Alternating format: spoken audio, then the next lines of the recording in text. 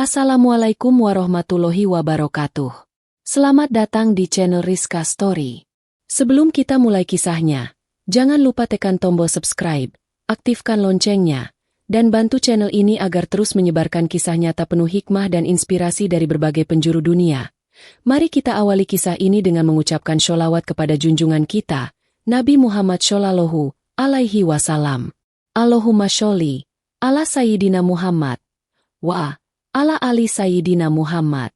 Pernahkah engkau melihat seorang anak jalanan mencoba masuk ke gedung megah yang dijaga ketat?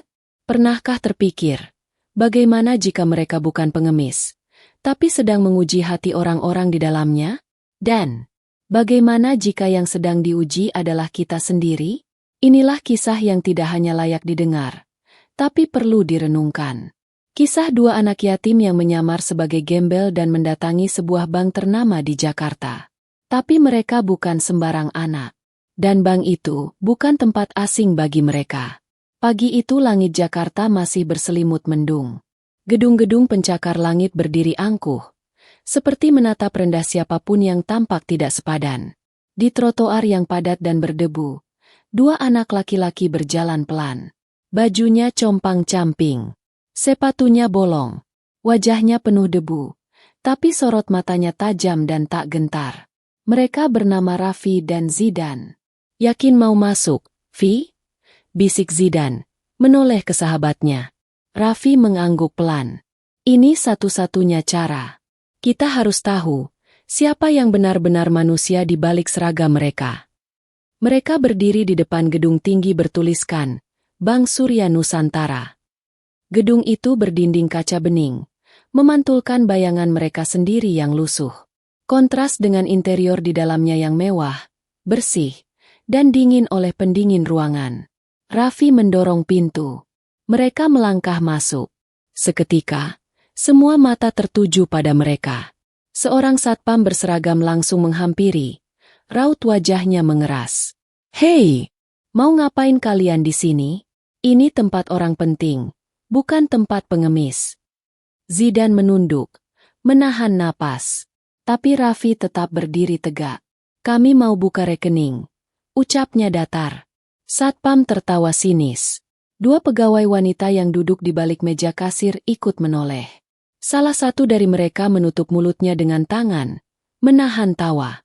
Buka rekening? Dengan baju kayak gitu? Kalian pikir ini kantor pos? Ejek salah satu pegawai dengan suara keras. Beberapa nasabah ikut menoleh. Sebagian berbisik, sebagian mencibir. Namun Raffi tetap tenang. Ia menatap satpam itu lurus. Kalau penampilan kami seperti ini, apa berarti kami tidak pantas punya rekening? Satpam mendengus. Jangan banyak omong. Keluar sebelum saya panggil polisi. Tapi saat itulah, sesuatu yang tak terduga mulai terjadi. Seseorang dari dalam lift yang baru terbuka menatap tajam ke arah keributan itu. Langkah orang itu pelan, namun penuh wibawa. Semua orang mulai diam. Tapi Raffi dan Zidan justru tersenyum lirih. Zid, lihat siapa yang datang. Bisik Raffi. Zidan menoleh. Matanya membelalak. Loh, itu kan. Suasana mulai berubah. Tapi apa yang terjadi selanjutnya, bukan hanya akan membungkam mulut-mulut yang mencibir, tapi juga mengguncang seluruh bangunan kehormatan palsu yang selama ini berdiri di tempat itu. Langkah kaki itu mantap. Jas abu-abu yang dikenakan pria itu begitu rapi. Sepatu pantofel hitamnya berkilau, kontras dengan lantai marmer putih bank yang kini terasa semakin dingin. Semua pegawai mengenalnya. Dialah Hashim Ramdan, Direktur Utama Bank Surya Nusantara. Sosok yang jarang muncul di cabang, namun kehadirannya selalu membuat para staf menegakkan punggung. Hashim berhenti tepat di depan dua anak yang kini terlihat sangat kecil di hadapan kemegahan bank dan sinisme karyawan. Matanya menatap dalam. Tidak pada satpam, bukan pula kepada para pegawai yang mulai salah tingkah, tapi kepada dua anak itu. Kepada wajah-wajah dekil yang menyimpan rahasia besar. Raffi, Zidan, ucapnya pelan, nyaris tak terdengar, namun cukup untuk membuat jantung para karyawan serasa berhenti berdetak. Bapak, bisik Zidan lirih, hampir tak percaya. Satpam menoleh cepat. Bapak kenal mereka, Pak? Pak Hashim tidak menjawab langsung. Ia mendekat. Perlahan, ia meraih bahu Raffi dan menatapnya lama.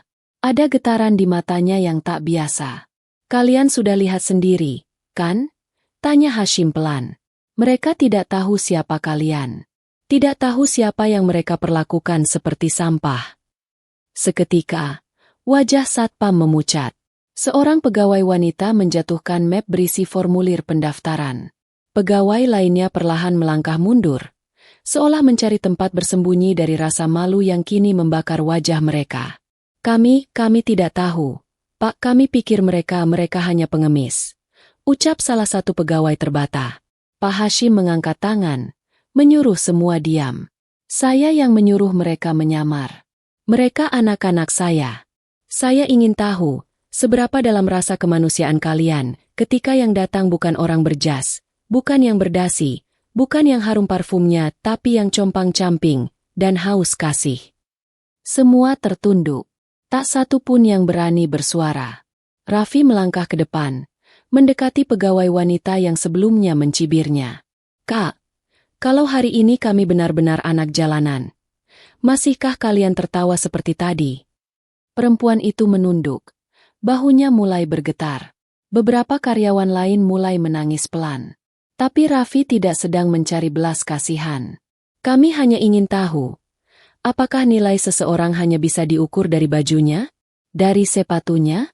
Dari wangi tubuhnya? Tak ada jawaban. Pak Hashim berdiri tegak.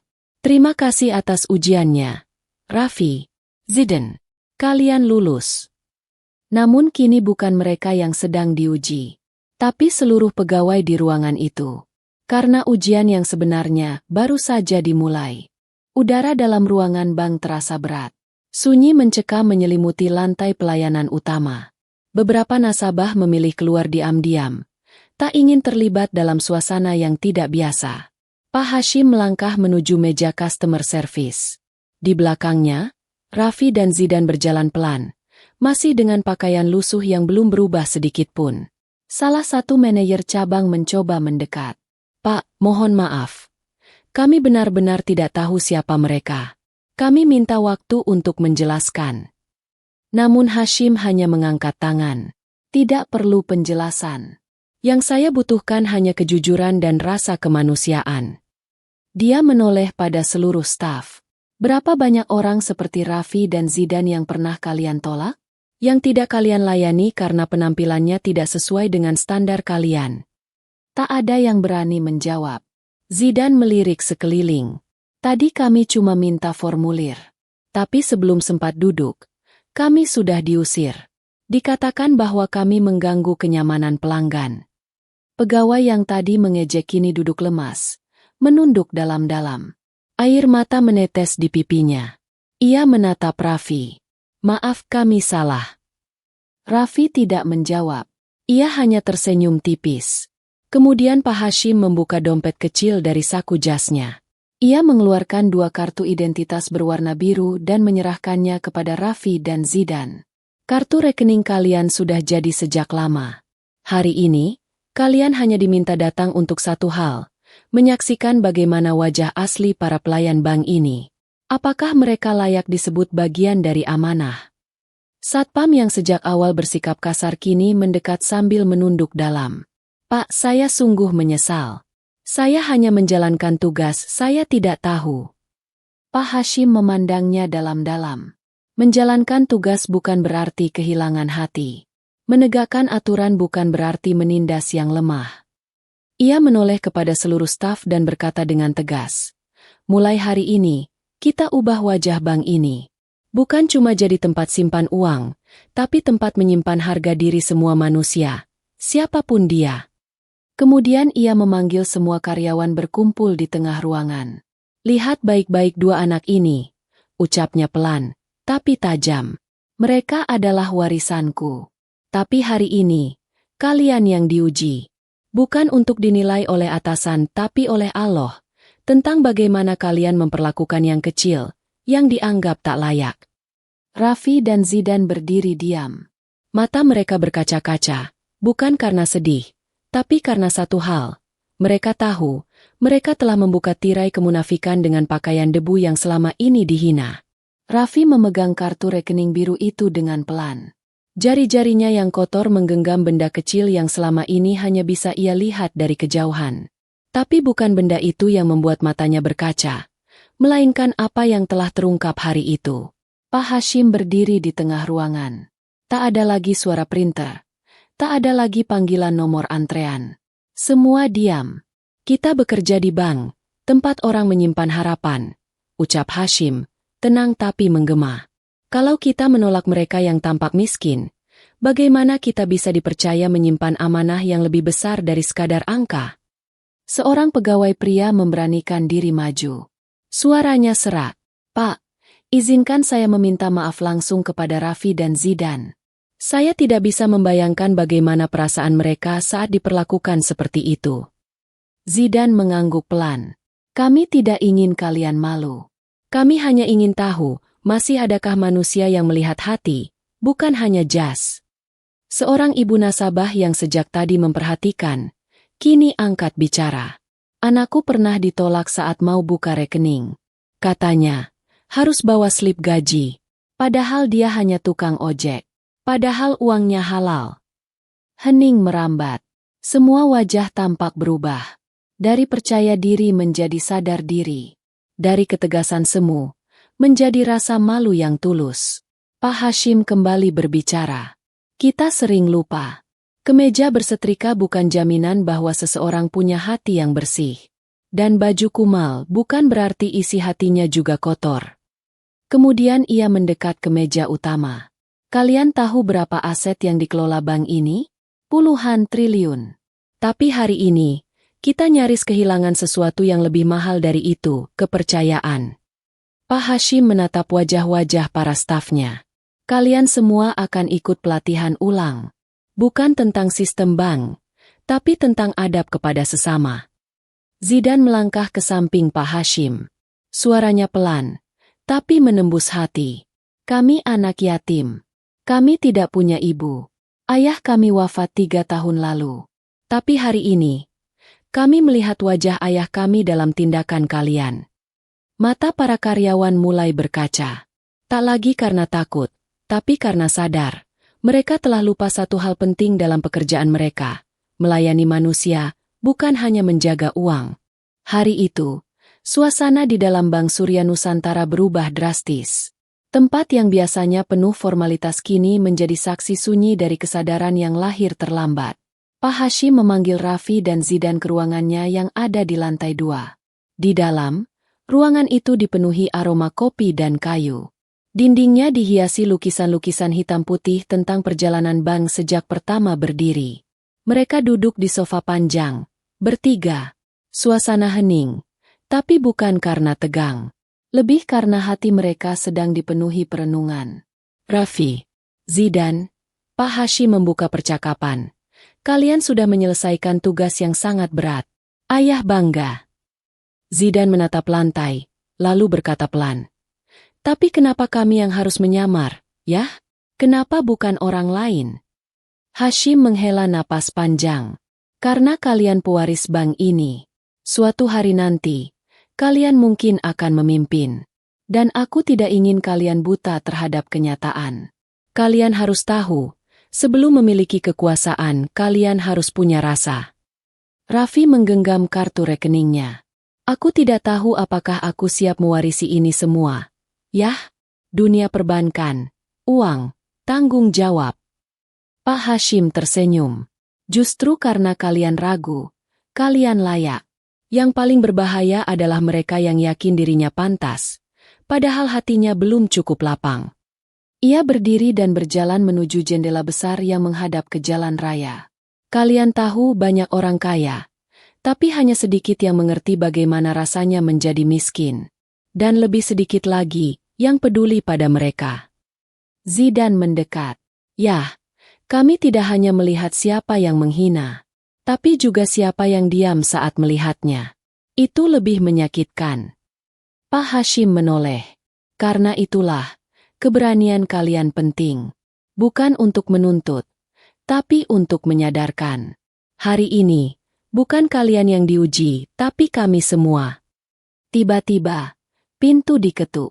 Seorang staf masuk membawa map. Permisi Pak, ini laporan kejadian tadi. Termasuk nama-nama staf yang terlibat.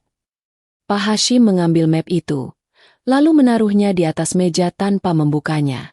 Saya tidak akan memecat mereka, ucapnya tegas. Tapi saya akan tempatkan mereka di tempat yang berbeda. Mereka harus mulai dari bawah. Menyapa, membersihkan meja, dan belajar mendengar suara paling pelan, suara hati. Raffi menatap ayahnya. Itu berat, ya? Betul, jawab Hashim. Tapi warisan tidak hanya tentang uang. Warisan yang sejati adalah akhlak. Ruang itu diam kembali. Tapi kini bukan karena kebingungan, melainkan karena benih perubahan baru saja ditanam di sana. 3 hari setelah kejadian di cabang utama Bank Surya Nusantara, suasana gedung itu tak lagi sama. Pegawai yang dulu terbiasa duduk di balik meja dengan dada membusung, kini terlihat menyapu lantai, membersihkan kaca, dan menyambut tamu dengan senyum yang lebih jujur.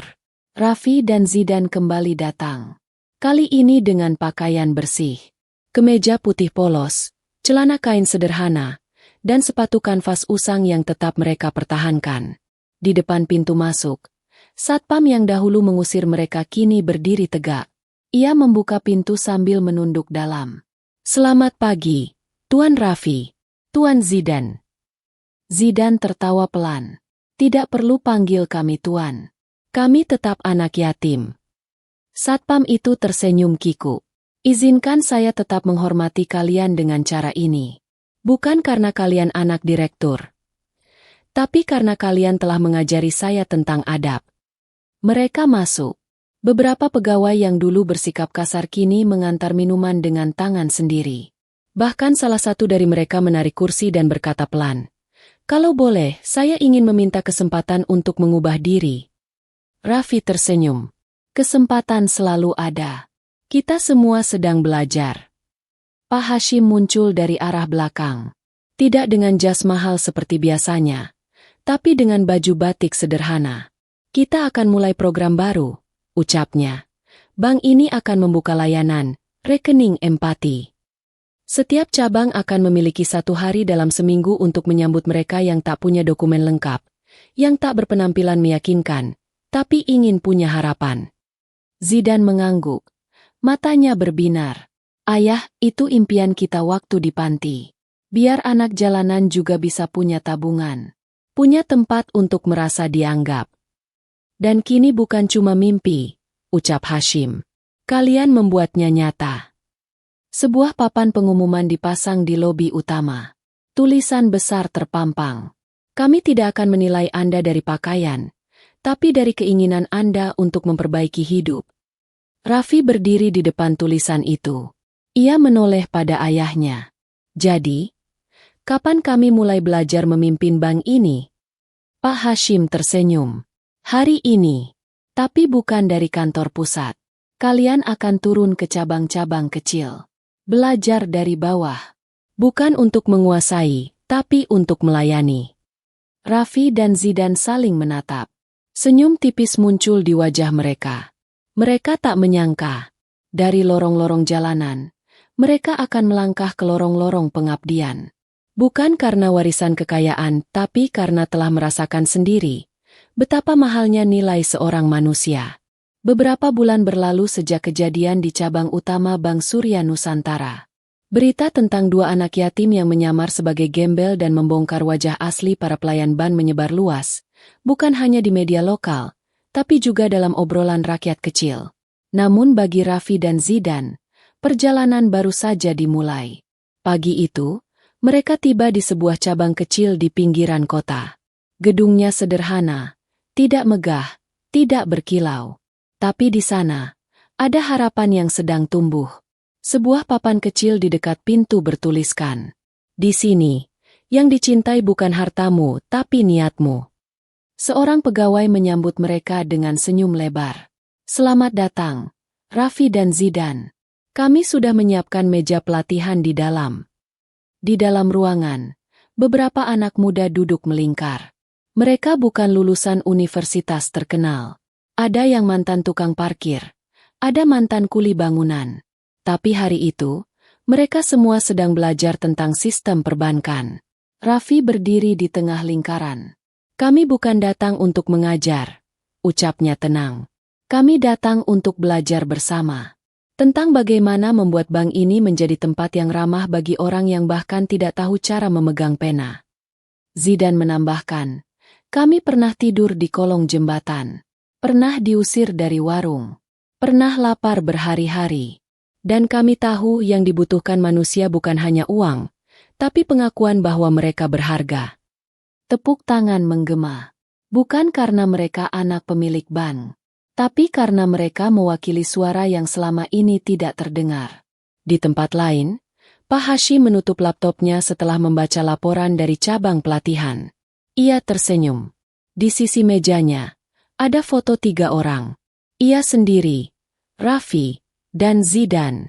Ketiganya tersenyum dalam balutan pakaian biasa. Tanpa jas, tanpa dasi. Ia menatap foto itu dan berbisik pelan. Inilah tahta yang kutinggalkan, bukan bangunan tinggi, bukan saldo besar, tapi hati yang mengerti rasa sesama. Sementara itu, di cabang kecil itu, seorang nenek datang dengan pakaian lusuh dan dompet plastik. Raffi menyambutnya, membantu mengisi formulir. Nek mau buka rekening. Nenek itu mengangguk pelan. Boleh, nak, tapi saya belum bisa baca tulis. Zidan tersenyum hangat. Di sini, kami bantu dari awal. Nek tidak sendiri. Hari itu, dunia mungkin tidak berubah. Tapi bagi satu orang nenek, satu tempat, dan 2 anak yatim dunia menjadi lebih adil. Karena warisan sejati bukan kekuasaan, tapi kemampuan untuk mengangkat yang direndahkan.